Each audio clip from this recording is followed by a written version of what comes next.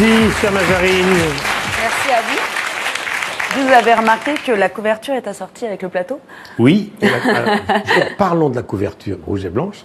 C'est un sigle qui rappelle les années de l'Allemagne terroriste, ça non? Oui, oui, qui est un peu en toile de fond, en filigrane du livre, effectivement. Alors, le thème de votre roman, c'est la transmission entre une mère et la fille. Qui est Magda?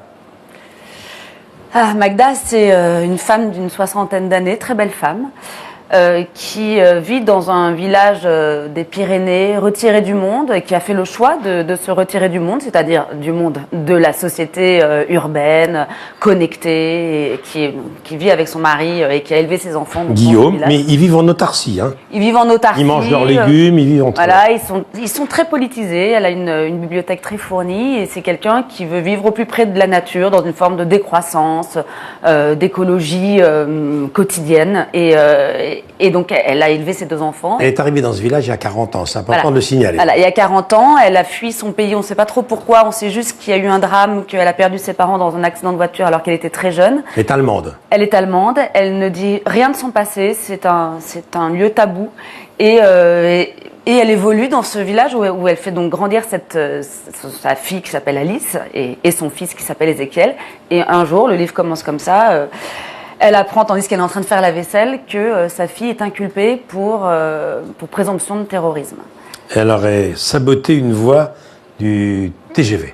Voilà, elle a fait en tout cas un acte de malveillance qu'on considère être à ce moment-là comme un acte de terrorisme. Et donc, ça va engager évidemment toute une réflexion pour elle sur qu'est-ce qu'elle a fait de mal, qu'est-ce qu'elle n'a pas vu, qu'est-ce qu'elle a manqué, mais aussi sur qu'est-ce qu'elle ne lui a pas transmis. Alors, parents engagés, filles engagées, et Magda va s'efforcer de comprendre pourquoi sa fille a choisi la lutte armée dans l'extrême gauche. Elle comprend pas. Elle comprend pas pourquoi elle est passée à l'acte. En tout cas, oui, ça questionne l'engagement qui était celui de Magda et l'engagement de sa fille qui passe à l'acte. Et effectivement, pour tous les parents, j'imagine, lorsque son enfant fait quelque chose qui dépasse ce qu'il pouvait imaginer, ça engendre un questionnement assez abyssal. Votre livre, le thème, c'est la transmission.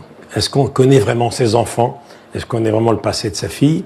Mais c'est un livre sur l'engagement. Qu'est-ce que c'est d'être engagé aujourd'hui? Oui, ça questionne l'engagement. Il me semble qu'on est dans une époque où beaucoup de jeunes se posent pas mal de questions sur est-ce qu'on peut encore croire en des utopies, est-ce qu'on peut encore s'engager. Et c'est vrai que l'engagement d'extrême gauche est une des réponses. On sait aussi qu'il y a d'autres réponses qui sont l'engagement dans le djihad. En tout cas, voilà, on voit une forme de désespérance d'une jeunesse qui a comme possible réponse l'engagement politique. Mais évidemment, ce livre questionne l'engagement sur fond d'un polar psychologique et familial en réalité. Enfin, les deux sont articulés. Elle est arrêtée et les parents vont devoir rencontrer les gendarmes, puis les journalistes, puis les paparazzis, sujet que vous connaissez bien. D'ailleurs, vous dites 2-3 choses assez justes sur les journalistes, sur leur intrusion, un métier qui t'oblige à vivre par procuration et les paparazzis gagnent leur vie à la perdre. C'est vrai que les paparazzis, vous les avez déjà connus. Votre papa, François Mitterrand, voulait, malgré sa charge immense, avoir son espace de liberté. Et je pense souvent à vous parce que le hasard veut que j'habite près d'un restaurant où vous allez souvent avec votre papa et je crois savoir que c'est à la sortie de ce restaurant qu'il y a un paparazzi qui a fait une photo qui est restée célèbre, qui est pareil à la une de Match. Vous sentiez quand vous étiez avec votre papa, malgré la sécurité qui était à distance, que les paparazzis rôdaient? Non. Non. Non, franchement, je le sentais pas. Après, j'étais un peu neuneux et un peu naïve, faut bien le dire, mais je pensais pas que les choses pourraient changer de cette manière-là. Alors, en réalité, c'était relativement logique.